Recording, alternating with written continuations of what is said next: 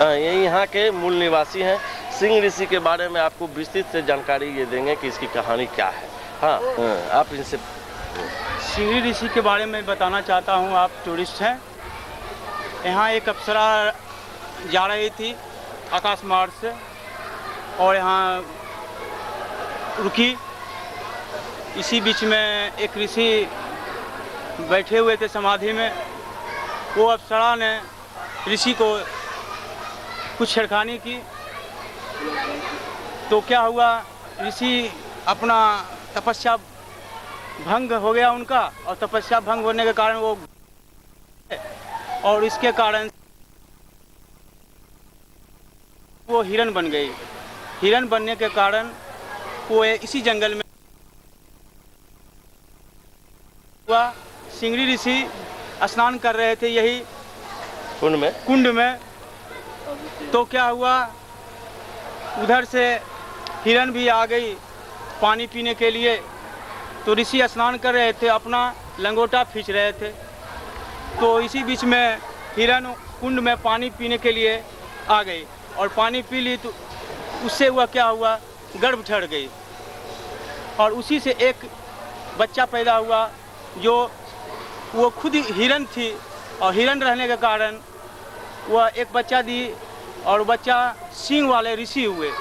इसीलिए उनका नाम सिंह ऋषि हुआ। और उस दिन से सिंह ऋषि के रूप में यहाँ पर धर्मस्थल बन गया। और सिंह ऋषि राजा दशरथ के मतलब दामाद थे, और राजा दशरथ को पुत्र नहीं होता था। राजा दशरथ कई एक साल यहाँ तपस्या किए। उस तपस्या में उनको वरदान मिला। वरदान में पुत्र प्राप्ति का वरदान मिला और उनको एक पुत्र हुआ जो पूरे संसार में जाना गया। वो राजा राम के नाम से उनका नामांकन हुआ। तो मैं बताना चाहता हूँ, राजा दशरथ जब पुत्र प्राप्ति हुए तो अपना मतलब लड़का का जो श्री राम के नाम से जाने जाते हैं, उनका यहीं इस कुंड में के पास में मुंडन हुआ। और पूरे संसार में यह जो धर्मस्थल है, राजा दशरथ श्री राम के नाम से उस दिन से जाना गया। और सिंह ऋषि भी यहीं विराजमान सदा रहे और उनका छत्र छाया सब भक्तगण का एक बार साल में एक बार आकर के दर्शन करते हैं और मनोकामना उनका पूर्ण होता है। यहाँ पुत्र प्राप्ति का मनोकामना पूर्ण होता है। जो सच्चे दिल से इस दरबार में आता है उनका मनोकामना पूर्ण हो जाता है। यह जो आप देख रहे हैं तीर्थस्थल, ये जलप्पा माता का स्थान है और यहाँ श्रद्धालुगण बहुत मन धन से तन से आते हैं।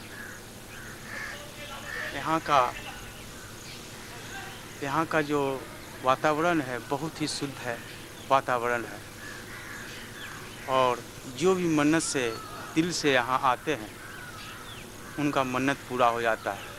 माता का इतना बड़ा अनुकंपा है, मतलब कृपा है कि श्रद्धालु बड़ा तन मन धन से आते हैं, अपनी सारी समस्या को लेके आते हैं और मन में ही माता उसकी सारी समस्या को पूरा कर देते हैं। ओम नमः शिवाय। जय बोलो माता जलप्पा मैया की जय। ओम नमः शिवाय। कहानी का रहेगा अनुकंपा तो बहुत ही दार्शनिक स्थल है। हम लोग जितना भी मोकामा से आए हैं सिंह ऋषि यात्रा धाम में, आशा करते हैं